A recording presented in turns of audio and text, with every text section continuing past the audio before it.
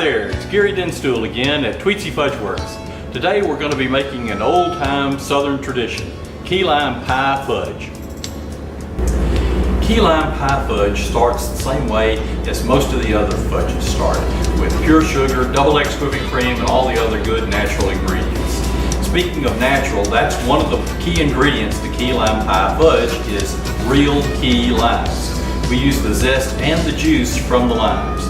If the limes aren't juicy enough, we add a little extra lime juice to kick it up a little bit.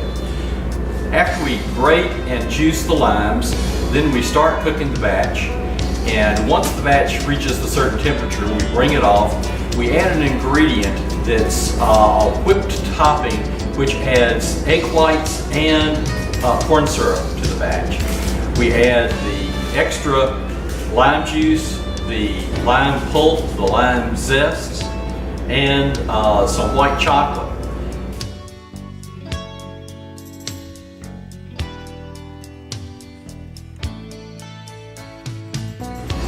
As you can see, we add white chocolate to it, so it really doesn't look like key lime pie, so we add some all-natural green food coloring to give it that natural green key lime look.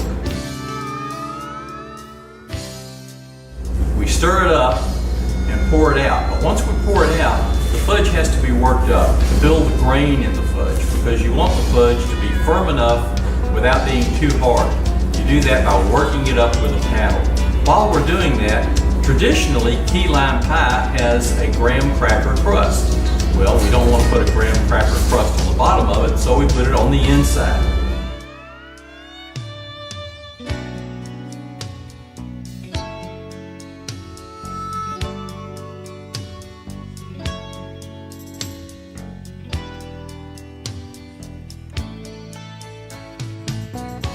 One of the best parts of my job here at Tweetsie Fudge Works is to make sure that every piece of candy that we offer here meets my exacting standards.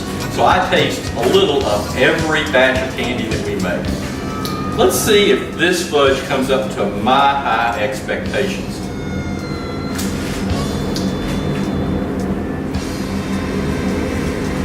Nothing tastes like summer more than key lime pie.